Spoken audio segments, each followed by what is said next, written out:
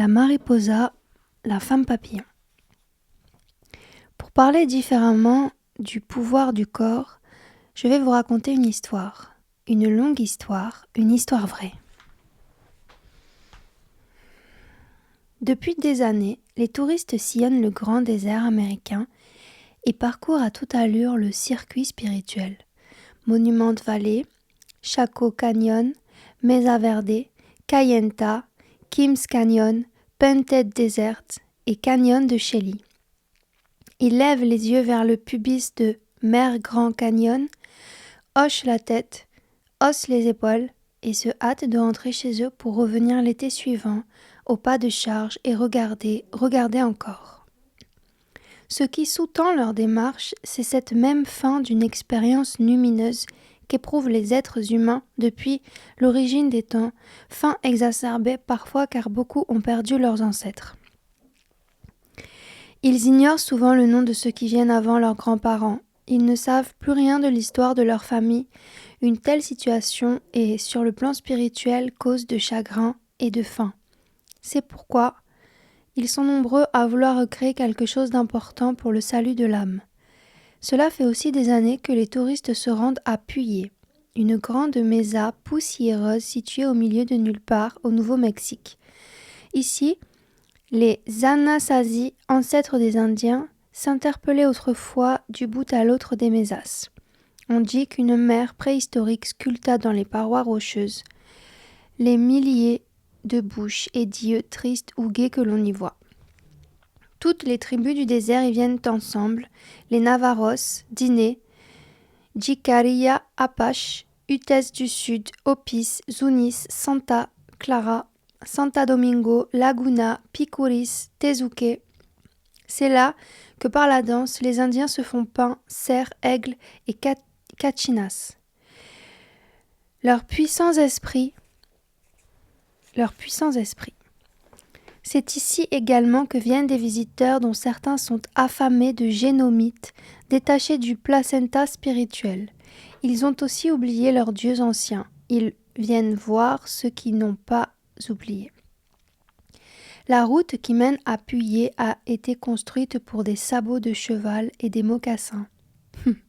Avec le temps, les automobiles se sont faites plus puissantes et maintenant, visiteurs et gens du cru se déplacent dans toutes sortes de voitures, camions, décapotables et vannes qui gémissent et fument tout au long de la route en une longue procession poussiéreuse. On se gare.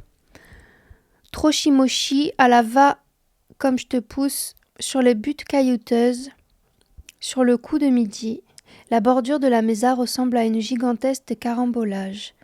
Le soleil est comme une fournaise, les pieds brûlants dans les chaussures, les gens sont encombrés de parapluies au cas où il pleuvrait, il pleuvra, de chaises pliantes en aluminium au cas où ils seraient fatigués, ils le seront, et si ce sont des visiteurs, d'appareils photo, s'ils sont autorisés, des rouleaux de pellicule pendus à leur cou comme des tresses d'ail. Que leur attente soit de l'ordre du sacré ou du profane, les visiteurs sont venus voir une chose hors du commun, sauvage entre toutes, un humain vivant, la mariposa, la femme papillon. La dernière manifestation de la journée, c'est la danse du papillon que chacun attend avec impatience. C'est une femme seule qui l'effectue et pas n'importe quelle femme. Quand le soleil commence à décliner, arrive un vieil homme, resplendissant dans une tenue qui pèse bien ses 20 kilos de turquoise, tandis que les haut-parleurs émettent des bruits rauques, semblables aux cris d'un poulet ayant aperçu un faucon. Il murmure dans un micro chromé datant des années 30 « Et notre prochaine danse est la danse du papillon ». Puis il s'éloigne en boitant, l'ourlet de ses jeans traînant par terre. Je parle plus fort là. Au contraire des spectacles de danse où, une fois le ballet annoncé, le rideau s'ouvre et les danseurs entrent en scène, ici, appuyés, comme d'ailleurs lors d'autres danses tribales, il peut se passer entre 20 minutes et une éternité avant que le danseur ou la danseuse ne fasse son apparition. Peut-être ces derniers se livrent-ils à un ajustement de dernière minute. Comme la température dépasse fréquemment les 38 degrés, il n'est pas rare qu'on doive faire une retouche à des peintures corporelles. Maltraité par la sueur. Si une ceinture de danse ayant appartenu au grand-père du danseur se détache avant que ce dernier ne soit arrivé dans l'arène, la danse n'a pas lieu du tout, car cela signifie que l'esprit de la ceinture a besoin de se reposer. De même, un danseur peut-il prendre du retard tout simplement parce que la radio passe une bonne chanson. Ou bien, il arrive que le danseur n'entende pas le haut-parleur et qu'on doive aller le chercher. Et puis il y a aussi, bien sûr, les proches qu'il rencontre en chemin, les jeunes neveux et nièces qui viennent admirer bouche bée un kachina. Kachina, c'est l'esprit que les danseurs masqués représentent lors des fêtes religieuses. Kachina. Un kachina qui ressemble étrangement à Oncle Thomas.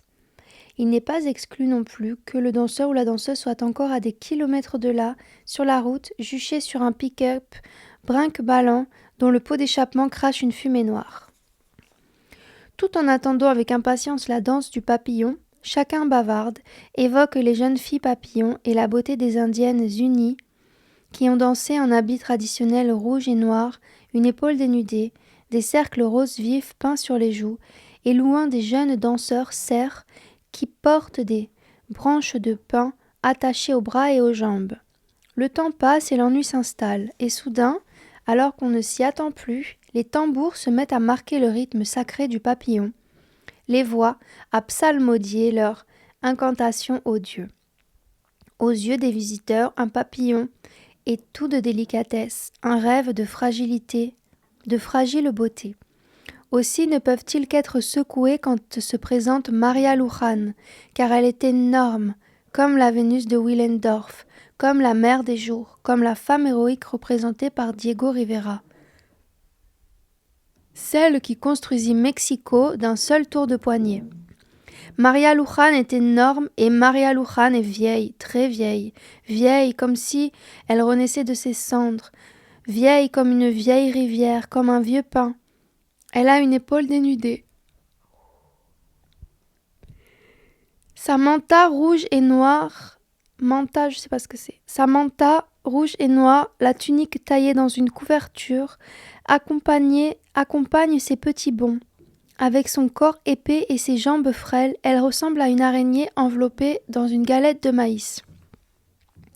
Elle saute sur un pied, puis sur l'autre, agite son éventail de plumes dans un sens, puis dans l'autre.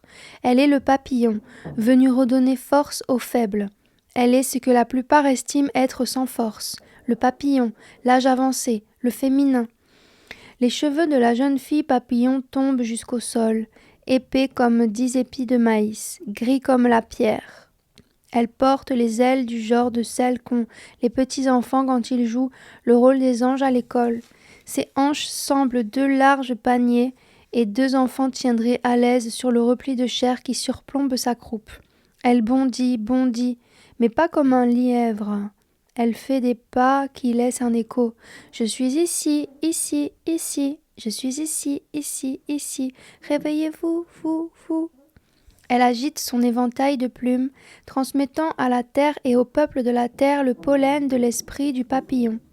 Ses bracelets de coquillages sonnent comme des serpents, les clochettes de ses jarretières tintent comme la pluie. Son ombre, avec son gros ventre et ses petites jambes, évolue d'un côté à l'autre du cercle de danse. Sous ses pieds naissent de petits nuages de poussière. Les tribus respectueuses ne la quittent pas des yeux, mais il y a toujours quelques visiteurs pour se regarder et demander « Quoi ? C'est ça, la jeune fille papillon ?» Ils sont interloqués, certains déçus même. Ils ne semblent pas se souvenir que dans le monde de l'esprit, les louves sont des femmes, les ours des maris, les vieilles femmes aux formes généreuses des papillons. Oui, il est parfaitement convenable que la femme sauvage, femme papillon, soit vieille et bien en chair, car elle porte le monde du tonnerre dans un sein et le monde souterrain dans l'autre. Son dos est la courbure de la planète Terre, avec toutes ses récoltes, ses nourritures, ses animaux. Sa nuque, porte le lever et le coucher du soleil. Dans sa cuisse gauche, tous les mâts de l'auge. Dans sa cuisse droite, toutes les louves du monde, et dans son ventre, tous les bébés à naître. La jeune fille papillon est la force fertilisante femelle. Elle emporte le pollen d'un endroit à l'autre et fertilise. Exactement comme l'âme fertilise l'esprit par les rêves nocturnes, comme les archétypes fertilisent le monde extérieur. Elle est le centre. Elle réunit les opposés en prenant un peu ici et en le remettant là. Tel est son enseignement. Ce n'est pas plus compliqué que ça, la transformation. Ainsi fait le papillon, ainsi fait l'âme. La femme papillon permet de constater combien est erronée l'idée que la transformation ne s'applique qu'aux personnes torturées, exceptionnellement fortes ou quasi saintes, car le soi n'a pas besoin de soulever des montagnes pour transformer, il lui suffit de peu. Et ce peu-là fait de l'usage et du chemin. La jeune fille papillon pollinise les âmes de la terre. Elle pollinise ceux qui la regardent, les natifs américains, les visiteurs, les petits-enfants, tout le monde. Son vieux corps entier, tout entier, est une bénédiction. Elle est celle qui remet en vigueur les idées d'antan, la traductrice de l'instinctuel, la force fertilisante et réparatrice. C'est la femme dans sa relation à la nature sauvage. Elle est la voz mythologica, l'incarnation de la femme sauvage.